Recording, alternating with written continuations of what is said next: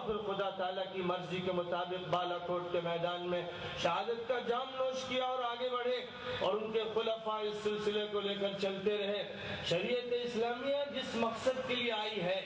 اسلام کا جو پیام ہے، نبی آخر الزمان جس دعوت کو لے کر آئے ہیں، یہ امت جس مشن کے لیے برپا کی گئی ہے، قرآن جس ہدایت کے لیے نازل کیا گیا ہے، اللہ کا قانون جس نظم و ضبط اور اس عدل و انصاف کے لیے آیا ہے، جب تک اس کی تکمیل نہیں ہوگی، جب تک اس مقصد کو اور منزل کو ہم نہیں پہنچیں گے، چین سے بیٹھنا ہمارا کام نہیں ہے۔ یہ وہ عہد و پیمان ہے جو اللہ سے طے پایا ہے، تمام انبیاء کے ذریعے، تمام پیغمبروں کے ذریعے، تمام صلحاء اور مصلحین کے ذریعے، تمام مجددین کے ذریعے۔ بار بار ہم ہاتھ میں ہاتھ دیتے رہے ہیں، بار بار ہم بیعت کرتے رہے ہیں۔ جب ہم نے کسی کے ہاتھ میں ہاتھ دیا، خدا تعالیٰ کی برتری اور کبریائی کو سامنے رکھتے ہوئے، انبیاء کی حقانیت کو سامنے رکھتے ہوئے، تو ہم نے یہ سمجھ کر کیا کہ ہم اللہ سے بیعت کر رہے ہیں۔ ان الذین یبایعونک انما یبایعون اللہ ید اللہ فوق ایدیہم۔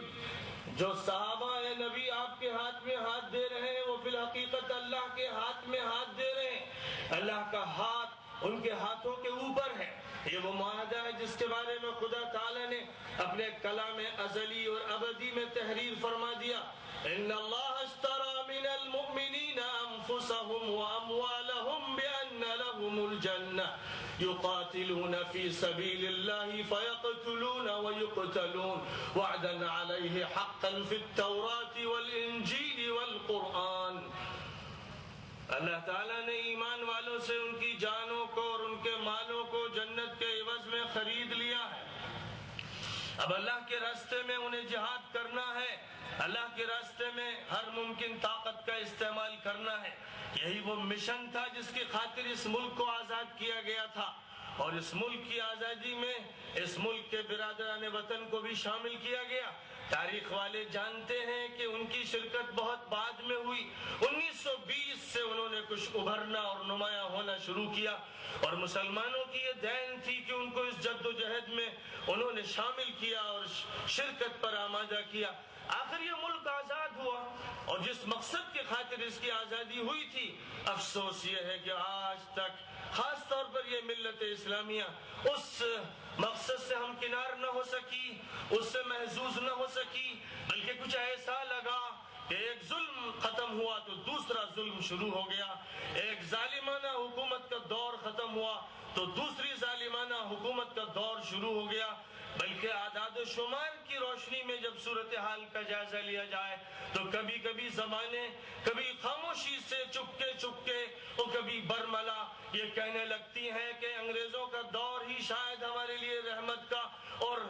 نظم و انتظام اور عدل اور انصاف کا دور تھا، کیونکہ بعد کے دور میں اعداد و شمار نے یہ بتایا کہ ہمارے بچھڑے پن اور پسماندگی کی کوئی انتہا نہ رہی۔ ہم ملازمتوں میں بے دخل کر دیے گئے، ہماری سیاسی نمائندگی ختم ہوتی چلی گئی، ہم علمی اعتبار سے بالکل پسماندہ ہو گئے، تعلیم میں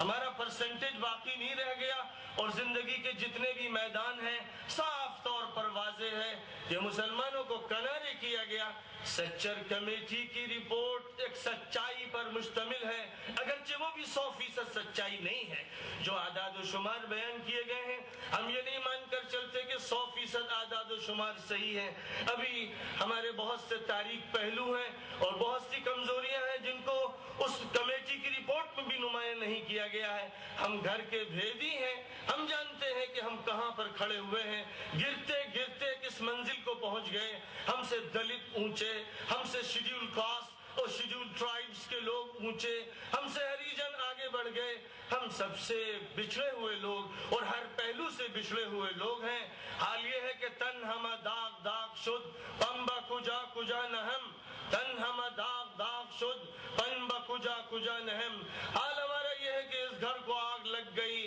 گھر کے چراغ سے ہمارے گھسپیٹیوں نے، ہمارے منافقوں نے، ہمارے سیاسی کھلاڑیوں نے، ہماری اس ملت کے نام نہاد زعما نے اس امت کے ساتھ جو معاملہ کیا،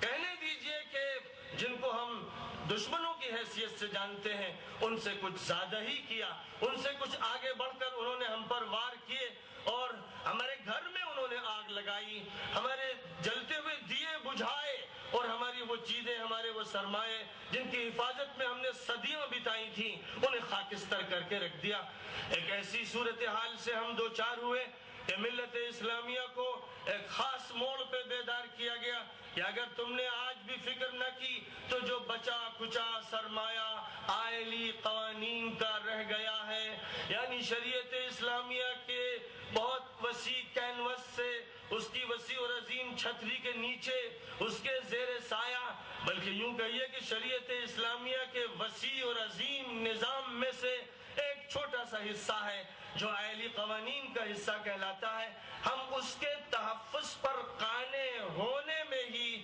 اپنی کتنی جان کھپا چکے ہیں، اور 1972 تک آج تک کیسے کیسے مرحلوں سے گزر چکے، کیسی کیسی تحریکیں اٹھا چکے ہیں، کیسی کمیٹیاں بنا چکے ہیں، حکام سے کتنی مرتبہ مل چکے ہیں، عدالتوں کی دہائی دے چکے ہیں، کتنے کیسز اور مقدمات سپریم کورٹ اور ہائی کورٹ میں لے کر گئے ہیں، کتنے لاکھوں روپے ہم نے اس میں تباہ و برباد کر دیے ہیں، اور اس سب کے باوجود ایسا لگتا ہے کہ کوئی اثر کسی پر نہیں پڑا، ایسا لگتا ہے کہ گھر بھی غافل ہے اور باہر کے دشمن اب نہ صرف یہ کہ وہ ملکی دشمن رہ گئے، وہ بین الاقوامی دشمن بن چکے ہیں۔ ملٹی نیشنل کمپنیوں کی ایک طرف یلغار ہے اور اسی کی ساتھ ساتھ عالمی تہذیب کی بد تہذیبیوں کی الغار ہے، عالمی ثقافت کی جہالت کی الغار ہے، عالمی حکومتوں کی الغار ہے، بین الاقوامی سیاست کی الغار ہے، جس کی قیادت امریکہ کے ہاتھ میں ہے، جس کی قیادت ایک زمینہ برطانیہ ہے، جس کی قیادت صہیونی لابی کے ہاتھ میں ہے۔ آج شرک اور یہودیت اور خاص قسم کی عیسائیت، یہ تینوں کے تینوں گروپ اس وقت متحد ہو گئے ہیں، اور بالکل وہ تصویر ہمارے سامنے ہے 7ویں پارے میں جب اللہ تعالیٰ نے فرمایا تھا لَتَجِدَنَّ أَشَدَّ النَّاسِ عَدَاوَةً لِلَّذِينَ آمَنُوا الْيَهُودَ وَالَّذِينَ أَشْرَكُوا، تم ضرور بالضرور دیکھو گے کہ ایمان والوں کے سب سے بدترین دشمن یہودی ہوں گے، اور وہ ہوں گے جو شرک کرنے والے۔